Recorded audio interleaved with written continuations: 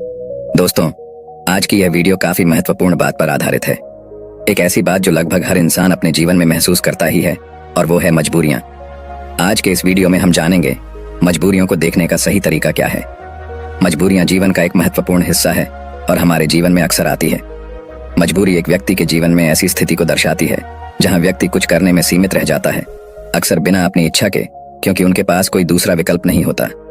ऐसी स्थिति में हम जो करना चाहते हैं, हम वो चाहकर भी नहीं कर पाते।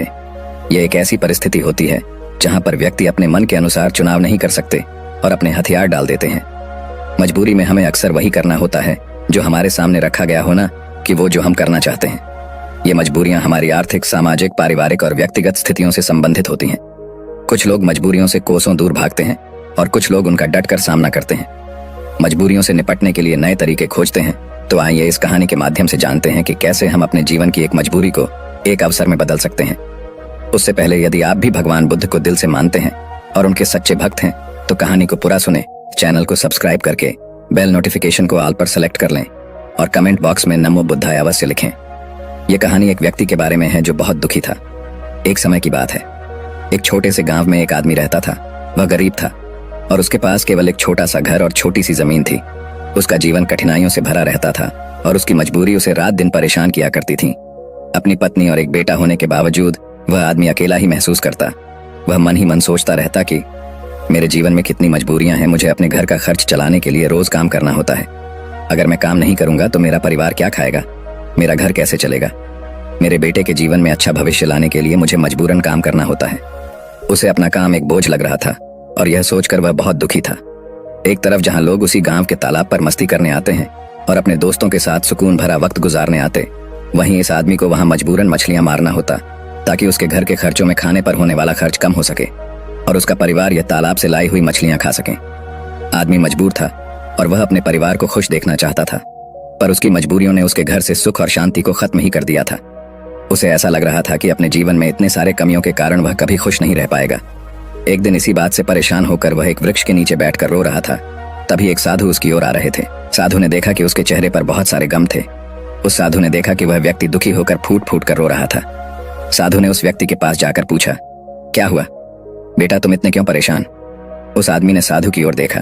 वह साधु साधारण वस्त्र में था और उसको देखकर व्यक्ति सोचने लगा, भला ये साधु क्या मदद कर पाएगा मेरी। व्यक्ति ने उससे कहा, तुम तो एक साधु हो, भला तुम क्या मदद करोगे मेरी? मैं पहले से ही अपनी मजबूरियों के कारण काफी परेशान हूं, तुम मुझे अकेला रहने दो।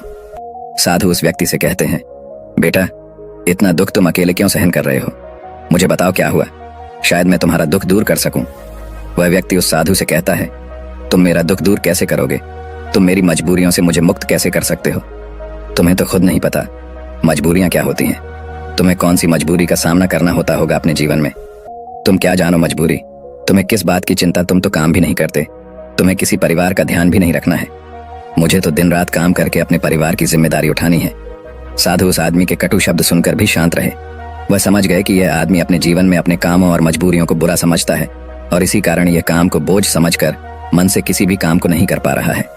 साधु हंसकर कहते हैं, बस इतनी सी बात, मैं तुम्हारी मजबूरियों को एक ताकत बना सकता हूँ। तुम्हें कभी भी काम करने में बोझ महसूस नहीं होगा। तुम्हें अपने परिवार के लिए काम करना कभी बोझ नहीं मानोगे। मैं तुम्हें एक ऐसा रास्ता बताऊंगा जिससे तुम हर काम खुशी खुशी करोगे, लेकिन तुम्हें पहले मेरा काम करना होगा। क्या तुम तैयार हो? वह आदमी साधु की बातों को लेकर सोच में डूब गया। साधु ने कहा कि एक ऐसा रास्ता है जिससे वह हर काम खुशी खुशी कर सकता है और उसके बदले में केवल एक काम करना होगा। पर क्या यह सच है? ऐसा कुछ इस साधु को पता भी होगा या ये साधु बस मुझे पागल बना रहा है? आदमी ने कुछ देर सोचकर उस साधु को मना किया, ये कहते हुए कि मुझे नहीं लगता कि तुम ऐसा कुछ बता सकते हो। आदमी मना करके वापस घर लौट आया। कुछ दिनों तक तो उसके दिमाग में वह साधु की बातें घूमती रही, लेकिन धीरे धीरे वह उस साधु और उसकी बातों को भूलता गया। उसके दिमाग से साधु भी धीरे धीरे निकलता गया। वह फिर से अपने रोज की दिनचर्या में वापस चला गया। फिर कुछ महीनों बाद उसे एक दिन अपना मित्र मिला। वह मित्र उससे कहता है, हमारे गांव में एक ज्ञानी साधु प्रवचन देने आ रहे हैं। वह जो भी कहते हैं वह करके दिखाते हैं। वह बहुत बुद्धिमान है।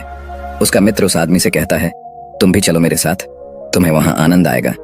कभी तो अपने लिए कुछ समय निकाल लिया करो। तुम कितनी मेहनत करते हो। वह आदमी सोचता है, मैं तो वैसे ही अपने रोज के काम में मग्न रहता। मेरा मित्र सही तो कह रहा है, कभी अपने लिए भी समय निकालना चाहिए। वह अपने मित्र के साथ उस साधु के उपदेश को सुनने और वहां जाने के लिए राजी हो जाता है। अगले दिन यह व्यक्ति अपने मित्र के साथ उस आश्रम में जाता है। वहां उसे वही साधु दिखता है जो उसे उस दिन काम को खुशी खुशी करने का मार्ग बताने का वादा कर रहा था। मित्र से बात करते समय उसने पूछा कि क्या यही वो साधु हैं जिनके उपदेश हम आज यहाँ सुनने आए हैं। उसके मित्र ने पुष्टि की कि हाँ, यह साधु वाकई महान है और उनके पास ज्ञान की अमूल्य धारा है, और तो और उसके पास तो स्वयं राजा भी ज्ञान लेने आते हैं। वो आदमी अपने मित्र से कहता है कि मैं इस साधु से मिल चुका हूँ। फिर वह आदमी अपने मित्र को सारी बात बताता है। उसका मित्र पूरी बात सुनकर कहता है, अगर ये साधु ने तुम्हें वचन दिया है तो अवश्य ही वो उसे पूरा करेंगे। तुम्हें उनसे फिर से मिलना चाहिए। आदमी फिर मन ही मन यह सोचता है कि क्या मेरा अब उनसे मिलना ठीक रहेगा। मैं उन साधु के पास जाऊं कि नहीं, वह मेरे बारे में क्या सोचेंगे। परंतु अब उसके मन में यह विश्वास था कि वह साधु उस दिन उसे पागल नहीं बना रहे थे, और अगर तनिक सी भी उम्मीद है कि मैं एक ऐसा रास्ता जान जाऊंगा जिससे मुझे कोई भी मजबूरी, कोई भी दर्द छोटी लगने लगेगा और मैं उस काम को खुशी खुशी करूंगा, तो ये मुझे जानना ही है। फिर भले ही मुझे उन साधु के सामने शर्मिंदा ही क्यों ना होना होगा, चाहे कुछ भी हो, मैं इस मौके को अपने हाथ से जाने नहीं दूंगा। यही सोचकर वह आदमी उन साधु से मिलने का निश्चय करता है। उपदेश समाप्त होते होते शाम हो चुकी थी। जैसे ही वह उपदेश समाप्त हुए, सब लोग आश्रम से बाहर जाने लगे। वह आदमी उस साधु के पास जाता है। वह आदमी कहता है, गुरु, क्या आपको याद है मैं आपको मिल चुका हूँ? मुझे माफ करना, मैंने आपको उस दिन काफी भला बुरा कहा और मैं उस वजह से बहुत शर्मिंदा भी हूँ। मुझे बहुत पछतावा हो रहा है, परंतु क्या आप मुझे वह मार्ग बता सकते हो जिससे मैं खुशी खुशी काम करूं और कोई भी काम करने के लिए हमेशा तैयार रहूं? साधु हंसते हुए कहते हैं, हाँ, मुझे याद है, तुम वही आदमी हो जो उस दिन दुखी हालात में मुझे मिला था।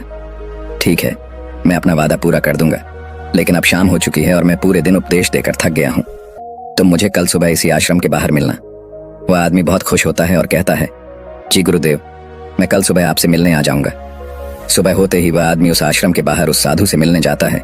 जब वह आदमी वहां पहुंचता है तो गुरु दरवाजे पर रुके होते हैं। वह व्यक्ति उन साधु के पास जाता है और कहता है, गुरुदेव, मैं तैयार हूं साधु। उस व्यक्ति से कहते हैं, बेटा, मुझे अपना वादा याद है जो मैंने तुमसे किया था, परंतु तुम्हें समझने के लिए मुझे तुमसे एक काम करवाना होगा। वह आदमी उस साधु से कहता है, जी गुरुदेव, मैं कुछ भी करने के लिए तैयार हूँ। आपका काम क्या है जो मैं कर सकता हूँ, मुझे बताइए। वह साधु उसे पास के तालाब के पास ले जाते हैं। वहां एक विशाल पत्थर था जो पानी के बहाव को रोककर बैठा था। साधु उस व्यक्ति से कहते हैं, बेटा, क्या तुम्हें यह पत्थर दिख रहा है जो पानी के बहाव को रोककर बैठा हुआ है? व्यक्ति कहता है, जी। फिर साधु कहते हैं, तुम्हें इस पत्थर को यहां से हटाना है। जैसे ही तुम इस पत्थर को हटाओगे, तुम्हें तुम्हारे प्रश्नों के उत्तर मिल जाएंगे। व्यक्ति कहता है, लेकिन गुरुदेव, ये कैसे मुमकिन है? ये तो इतना विशाल पत्थर है, मैं इसे कैसे हटाऊंगा? और फिर इस पत्थर को हटाने से मेरे जीवन की मजबूरियां कैसे हट जाए? मुझे कुछ समझ नहीं आ रहा। साधु कहते हैं, तुमने कहा था कि तुम मेरा कोई भी काम कर दोगे, तुम्हें इस पत्थर को हटाना ही होगा, अन्यथा मैं तुम्हें तुम्हारे प्रश्नों का उत्तर कभी नहीं बताऊंगा। अब मैं अपने आश्रम जा रहा हूं, जब तुम यह काम कर दोगे उसके बाद तुम मुझसे मिलने आना। इतना कहकर साधु अपने आश्रम की ओर चले गए। उस आदमी ने सोचा, मुझे यह समझ नहीं आ रहा है कि गुरुदेव मुझे इस पत्थर को हटाने का काम क्यों दे रहे हैं, लेकिन जो कुछ भी हो, मेरे समस्याओं का हल तो मुझे चाहिए। मैं अपने जीवन से बहुत दुखी हूँ, और अगर मुझे इस पत्थर को हटाने से मुझे गुरुदेव उत्तर बता देंगे तो ठीक है। गुरुदेव अगर मुझे यह करने को कह रहे हैं तो इसमें जरूर कोई बात होगी। इतना सोचकर उस आदमी ने उस पत्थर को अपने हाथों से हटाने का प्रयास शुरू किया, लेकिन वह पत्थर इतना विशाल और भारी था कि वह तनिक भी नहीं हिला। कुछ देर बाद थक हार कर उसने अपने पीठ के बल पर लेकर फिर से प्रयास किया। उस पत्थर को हटाने की कोशिश की। उसने देखा कि वह पत्थर कुछ अपनी जगह से हिल गया, पर जैसे ही वह आदमी सीधा हुआ, वह पत्थर फिर से अपनी जगह पर वापस आ गया। उस आदमी का आत्मविश्वास टूट गया। वह मन ही मन सोचता है कि यह कैसा काम दिया है मुझे इस साधु ने। यह पत्थर तो हिलने का नाम भी नहीं ले रहा। बाहर बहुत धूप थी और वह आदमी पसीने में भीग जाता है। वह आदमी बीच में ही रुक जाता है, पर फिर उसे उन साधु की शर्त याद आती है, जिसके मुताबिक अगर वह उनका काम नहीं करेगा तो उसे वह नहीं मिलेगा जो वह चाहता है। यह काम करना भी एक प्रकार की मजबूरी ही थी। काफी समय बीत जाने के बाद उस आदमी ने पास में ही एक वृक्ष देखा और उसे उस वृक्ष को देखते ही एक तरकीब सूझी। उसने सोचा, क्यों ना मैं एक टहनी को पत्थर के नीचे फंसाकर उस टहनी पर अपना वजन रखूं। इससे मुझे कम जोर लगाना होगा और टहनी मजबूत होने के कारण उसका परिणाम ज्यादा होगा। वह आदमी तुरंत ही एक विशाल टहनी लाने में लग जाता है। जैसे तैसे उस आदमी ने एक टहनी उस वृक्ष से निकाली। उसके सारे छोटे टहनियां और पत्ते में से एक सीधी टहनी तैयार की जो वह इस्तेमाल कर सकें। फिर उसने उस पत्थर के अगल बगल एक गड्ढा खोदा जहां वह उस टहनी को डाल सके। उस आदमी ने टहनी का एक छोर उस पत्थर के नीचे फंसाया और फिर वह आदमी अपने हाथों में 2 विशाल पत्थर लेकर उस टहनी के दूसरे छोर पर बैठ गया और देखते ही देखते वह पत्थर अपनी जगह से हट गया और पानी का बहाव फिर से चालू हो गया। वह आदमी बहुत खुश हुआ, उसे आत्मविश्वास महसूस हुआ। वह जल्दी से उन साधु के पास गया और कहा, गुरुदेव, मैंने कर दिखाया, मैंने उस पत्थर को हटा दिया और मैंने अपना वचन भी पूरा कर दिया। साधु पूरी बात उस आदमी से सुनने के बाद कहते हैं, तुमने अच्छा काम किया, मेहनत की, तुमने तरकीब भी निकाली और तुमने अपने दिमाग का भी इस्तेमाल किया, लेकिन मुझे एक बात बताओ, क्या तुम्हें लगा था कि तुम ये काम कर पाओगे? आदमी कहता है, नहीं गुरुदेव, मुझे नहीं लगा था कि मैं इतना विशाल पत्थर हटा पाऊंगा। साधु पूछते हैं, क्या लगता है तुम्हें, तुम ये सब क्यों कर पाए? आदमी जवाब देता है, क्योंकि यही आपकी शर्त थी, अगर मैं नहीं करता तो मुझे अपना जवाब कभी नहीं मिलता। साधु कहते हैं, तो तुम यह कह रहे हो कि यह काम करना तुम्हारी एक मजबूरी थी? आदमी कहता है, हाँ, लेकिन आप वही बात क्यों पूछ रहे हो? इस पर साधु कहते हैं, मैं तुम्हें यही तो समझाना चाहता था, जिस तरह आज तुम्हारे सामने वह पत्थर हटाने की मजबूरी थी, इसी तरह तुम्हारे जीवन में भी तुम्हारे सामने कई मजबूरियां आएंगी। साधु आगे कहते हैं, मजबूरियां ही तुम्हें वह काम करवाती हैं जो तुम्हें नहीं लगता कि तुम वह कर सकते हो। तुम्हारी मजबूरियां तुम पर बोझ नहीं है, बल्कि मजबूरियों के कारण तुम जिंदा भी हो। तुम खुद सोचो, अगर तुम्हारे ऊपर मजबूरियां ना होती और काम करके अपने परिवार के लिए कमाई करने की कोई पाबंदी ना होती, तो क्या तुम अपने घर से बाहर भी निकलते? नहीं ना, तुम एक ही जगह पर आराम से बैठे रहते। लेकिन क्या ऐसा आराम करना ठीक है? क्या तुम्हारे शरीर में बीमारियां नहीं आ जाती? तुम अपनी मजबूरियों के कारण काम करते हो, जिससे तुम स्वस्थ और तंदुरुस्त रहते। जहां तुम पहुंचना चाहते हो, ये मजबूरियां ही तुम्हें वहां का रास्ता दिखा सकती। वह हमें बताती है कि हमें क्या करना चाहिए उस लक्ष्य तक पहुंचने के लिए। तुम्हारी समस्या यह नहीं है कि तुम्हारे ऊपर मजबूरियां हैं, बल्कि तुम्हारी समस्या यह है कि तुम उन मजबूरियों को एक बोझ समझ रहे हो।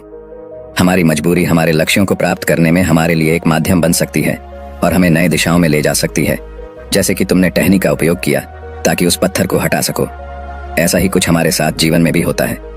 जब हमसे ऊंचे स्तर के लोग, जैसे कि हमारे बॉस या फिर माता पिता या फिर कोई गुरु हमें कोई कठिन काम देते हैं, तो हमें लगता है कि यह काम हमारे लिए बहुत मुश्किल है। उदाहरण के रूप में, जब हमारे बॉस हमें एक कठिन काम को संभालने का काम देते हैं, या जब तुम्हारे व्यापार में कोई विरोधी व्यापारी तुम्हारी तकलीफें अधिक कर देता है जो तुम्हारे लिए मुश्किल होता है, तो तुम कैसे उसका सामना करोगे?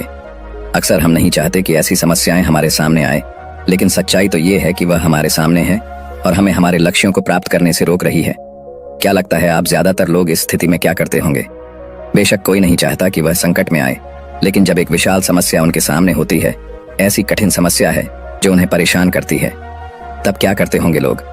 जब भी हमारे जीवन में विशाल और भयानक समस्याएं आती हैं, तो हकीकत में वह हमसे सवाल पूछती है, क्या तुम इस लक्ष्य के काबिल, क्या तुम इस परीक्षा का सामना कर सकते हो? आप क्या करोगे? क्या होगा आपका उत्तर इस प्रश्न पर?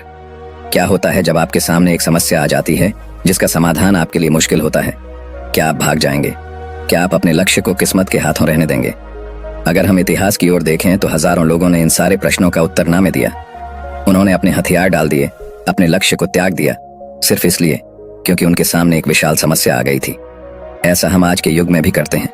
हम हार मान लेते हैं। हम अपने उच्च स्तर के लोगों को पागल तक कह देते हैं कि क्या सोचकर मुझे यह काम सौंपा गया, यह काम तो किसी से भी नहीं होने वाला। या फिर हम अपने लक्ष्य को त्याग देते हैं, यह कहकर कि शायद यह लक्ष्य मेरे भाग्य में ही नहीं है। लेकिन इतिहास के कुछ लोगों ने इस प्रश्न का उत्तर हाँ में दिया। वे डटकर सामना किए और समस्या के आंखों में देखकर उसका समाधान निकाला। वह कुछ अधिक कर पाए उसी समस्या के कारण, और सच कहूं तो वह महान व्यक्ति आज उस मुकाम पर कभी नहीं पहुंच पाते। अगर उनके सामने वह समस्या नहीं आई होती, तो उनकी समस्याओं ने उन्हें महान बनाया, उन्हें मजबूर किया। नए रास्ते तलाशने में कोई ऐसा रास्ता जो आज तक किसी ने नहीं सोचा था। महान लोग भी अक्सर अपनी समस्याओं से जूझते हैं और उन्हें पार करने के लिए नए रास्ते तलाशते हैं। समस्याएं हमें मुश्किल में डालती हैं और हमें मजबूर करती हैं। नए रास्तों की तलाश करने में यही तरीका है जिससे हम अपने लक्ष्यों को हासिल कर सकते हैं और अपने जीवन को सफल बना सकते हैं। और यही सही तरीका है हमारी मजबूरियों को देखने का। जब तुम्हारी नजर अपने लक्ष्य पर होगी तो तुम्हें अपनी समस्याएं छोटी लगने लगेगी। इसीलिए मजबूरियां अच्छी होती हैं। तो अगली बार जब तुम किसी मजबूरी में खुद को पाना तो खुश हो जाना, क्योंकि ये एक मौका है तुम्हें अपने आप को साबित करने का और उसी दौरान वह बनने का जो तुम पहले कभी नहीं थे। दोस्तों, आपने आज के इस वीडियो से क्या सीखा वह मुझे आप कमेंट में बता सकते हैं। इसी के साथ उम्मीद है कि आपको आज की वीडियो पसंद आई, तो इस वीडियो को उस इंसान को शेयर करें जिससे इसकी सख्त जरूरत है। धन्यवाद। नमो बुद्धाय।